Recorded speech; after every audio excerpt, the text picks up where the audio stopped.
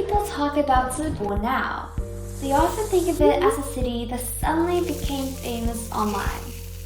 A small, ordinary city that unexpectedly drew visitors from all over China. People come here for the barbecue, for the atmosphere, and for something many modern cities seem to have lost, a sense of warmth and human connection. But the Zibo I want to share is more personal than that. I was born here, so my connection to the city runs deep. Maybe that's why every change Zibo has gone through feels tied to my own memories of growing up.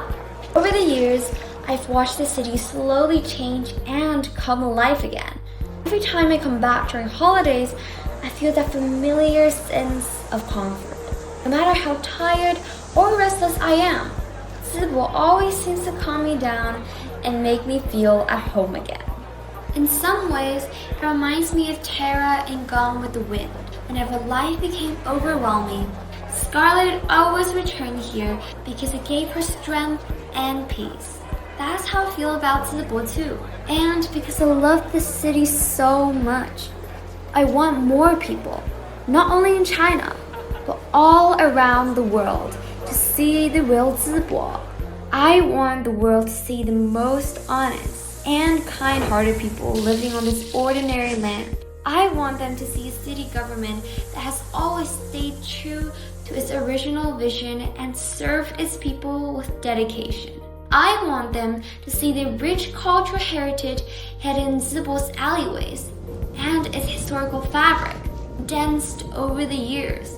And more than anything, I want to tell everyone that Zibo's rise to fame was never an overnight accident. The warmth of the city was always there. People are only discovering it now. And that's why I want to tell the story. The story of how kindness here spreads from one person to another.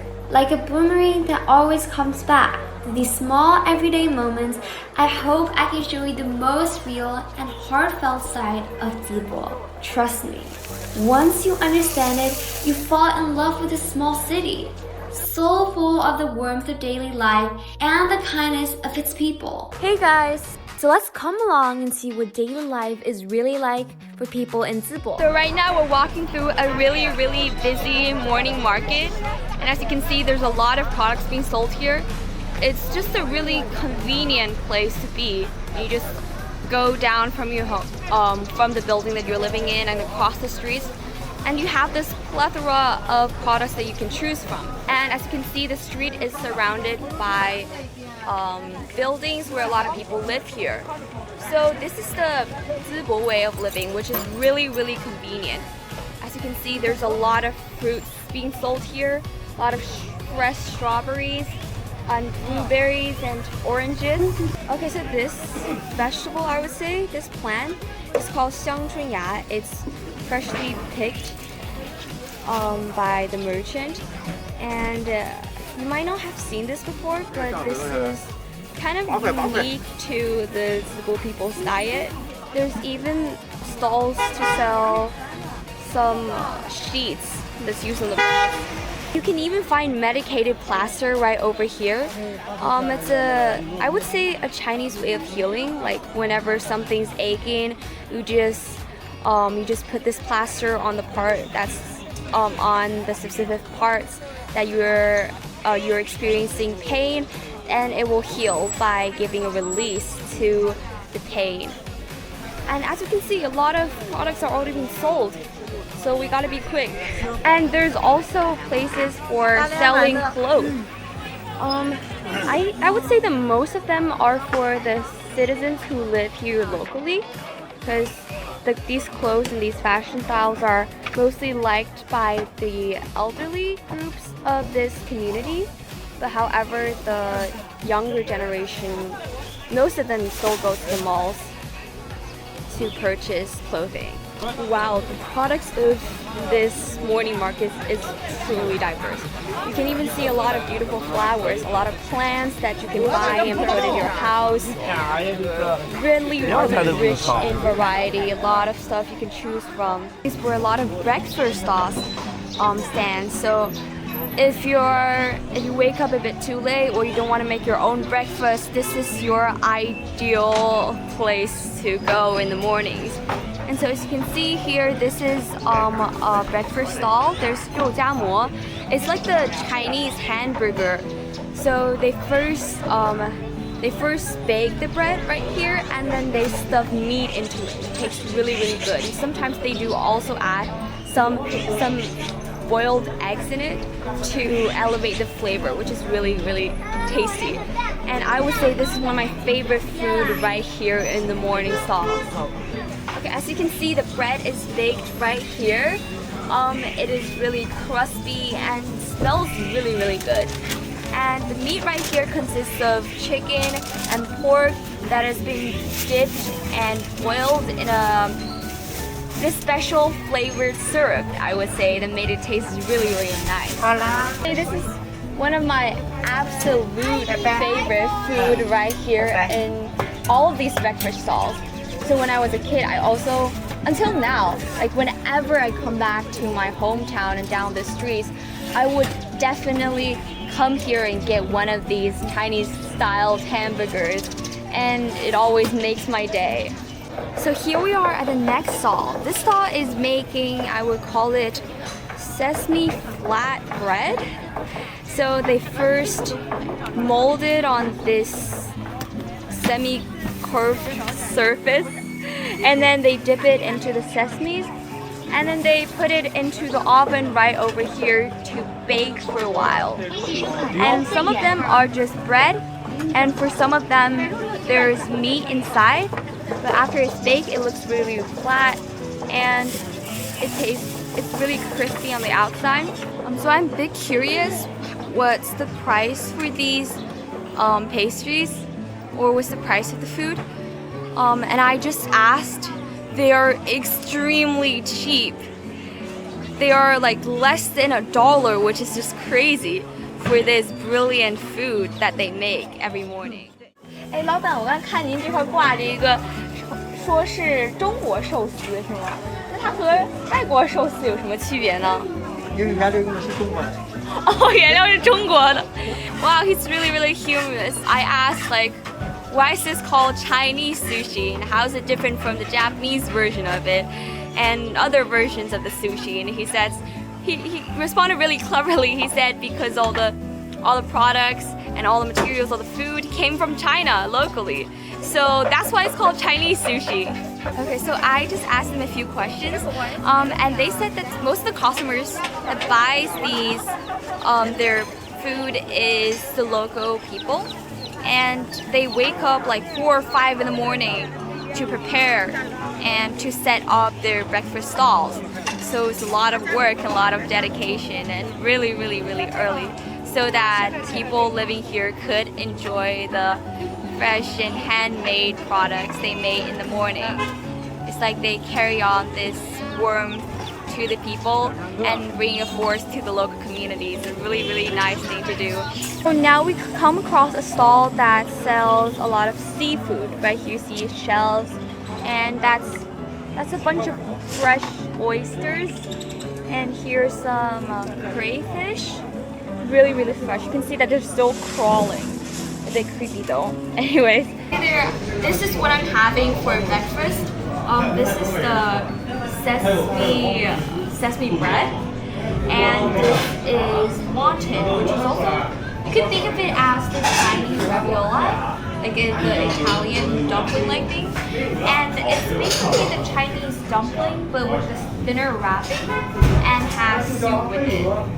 Really, really nice combination. The combo there always. So let's enjoy.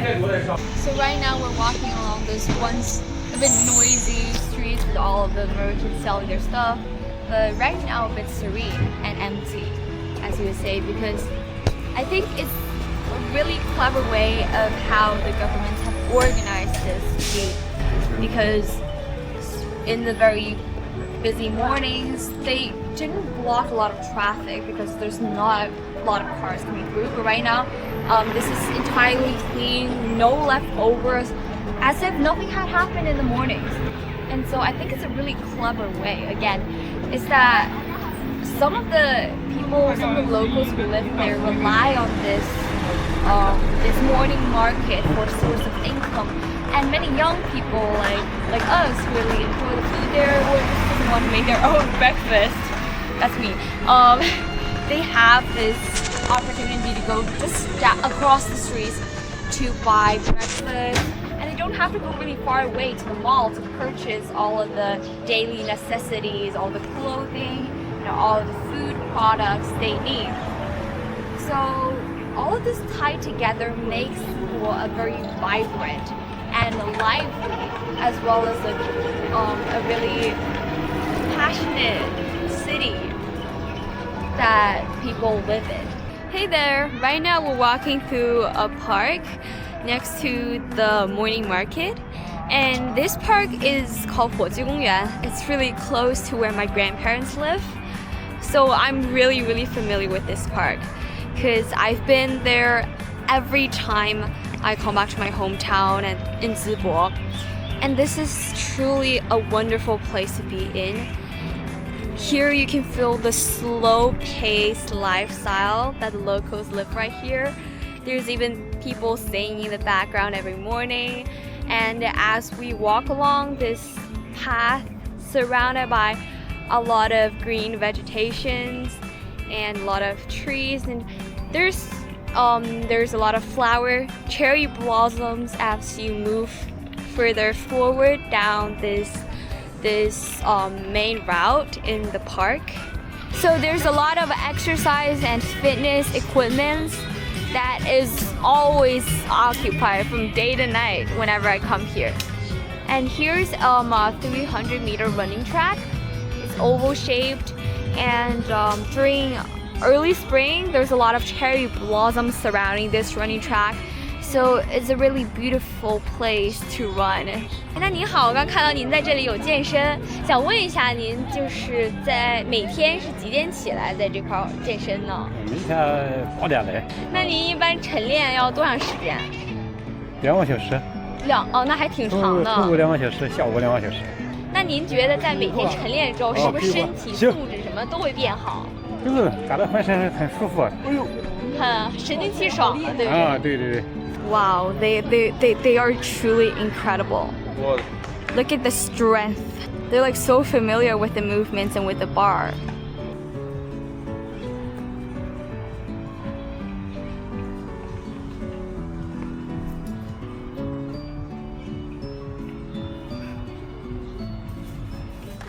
您的退休生活在这边还舒服吗？ 很舒服，满满的一天都是在锻炼，除了吃饭、睡觉、锻炼，那就是无心无肺的活着了。那很健康，那您是吧？肯定能长寿啊！谢谢啊，但愿我们都能长寿啊！祝您健康哈，谢谢。 I ran into some cheerful aunties who loved life while hanging out in the park. They played yo-yo so smoothly and coolly. All those fancy, tricky moves came super easy to them. Age didn't slow them down one bit. I was totally impressed. Night falls and lights come on, Zibo's nightlife kicks off. One night of fun is enough to make you fall for the city. Hanging out and singing along with everyone in the music bar is what makes such a great nightlife vibe. Mornings here are slow and cozy, while nights are lively and exciting. You can let go of all your tiredness, free your soul, and just enjoy yourself to the fullest. Alright, that wraps up our amazing immersive day at Zibo. Feel free to watch my other videos and definitely come to visit Zibo and experience it for yourself. Hope you enjoy this one. And stick around for more videos and subscribe to my channel. Goodbye!